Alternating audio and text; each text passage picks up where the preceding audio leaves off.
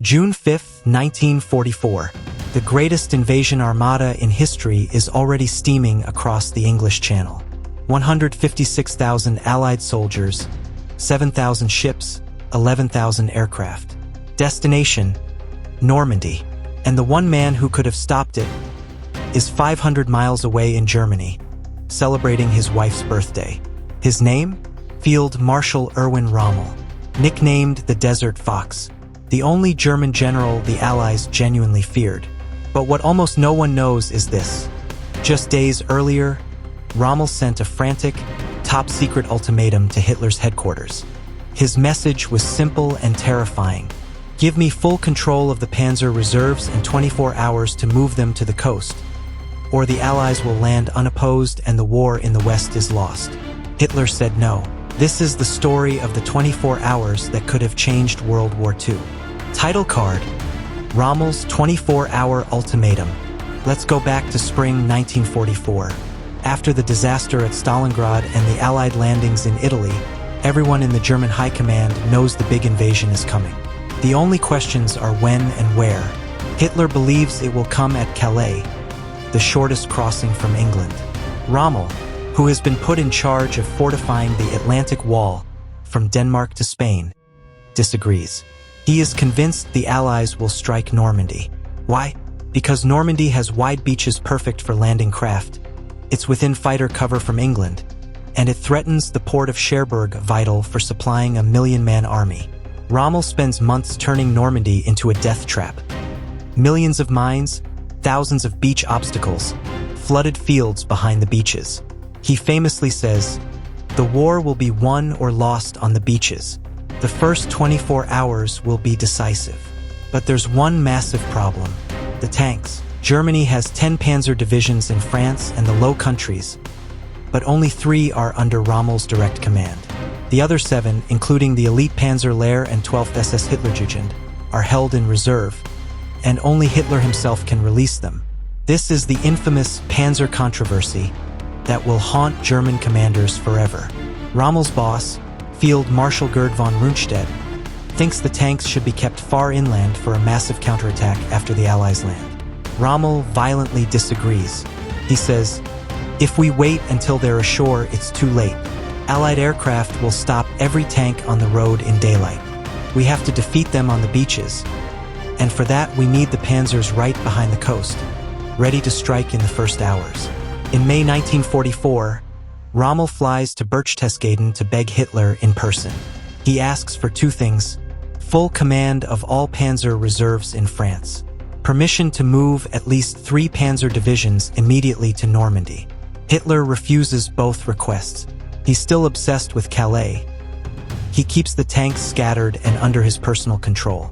Rommel returns to his headquarters at La Rocheguyon furious and pessimistic. He tells his aide, Captain Helmut Lang, "The Führer has lost touch with reality." Now comes the moment almost no history book mentions. On June 4th and 5th, 1944, literally the day before D-Day, Rommel's intelligence staff picks up massive Allied air and naval activity. Rommel's chief of staff, General Hans Speidel, calls OKW, German High Command, repeatedly, begging them to release the Panzers. Rommel himself sends a direct signal that historians later called his 24-hour ultimatum. The exact wording is still classified in some archives, but the reconstructed message reads something like this: "If the Panzer Group West is not released to my command within the next 24 hours and move toward the Norman coast, the enemy will gain a foothold that we will never be able to eliminate. The consequences for the outcome of the war will be incalculable. In other words, give me 24 hours, or we lose the war." What happens next is pure tragedy. Hitlerischer sleep.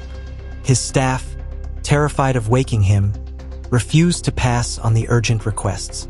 The Panzer reserves stay frozen.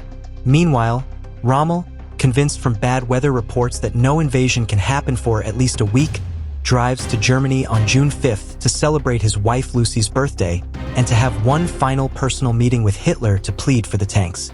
He leaves France at dawn on June 5th. That same night, the invasion fleet sails.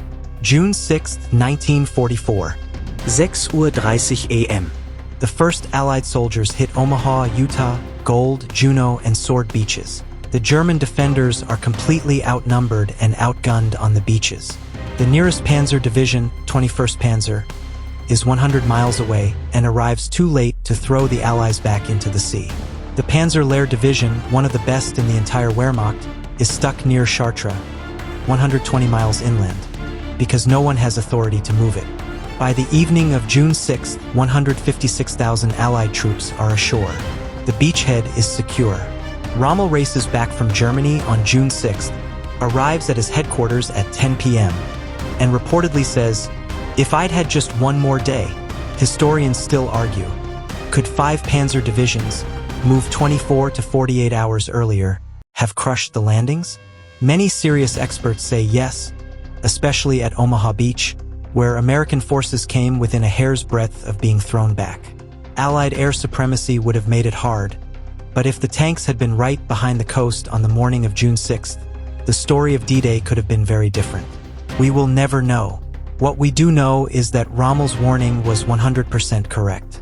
6 weeks later, after the failed July 20th bomb plot against Hitler, Rommel, falsely accused of involvement, was forced to take his own life. The Desert Fox, the one general who saw the danger clearly, was silenced forever. So the next time you watch Saving Private Ryan or Band of Brothers and see those brutal beach scenes, remember this: it didn't have to happen that way. One man predicted exactly what would happen. He begged for 24 hours, and he was ignored. Outro, slow music, photo of Rommel looking into distance. If this story shocked you, hit that like button, drop a comment with, "What if Rommel got his 24 hours?" And subscribe for more hidden World War II stories every week. Thanks for watching, and I'll see you in the next one.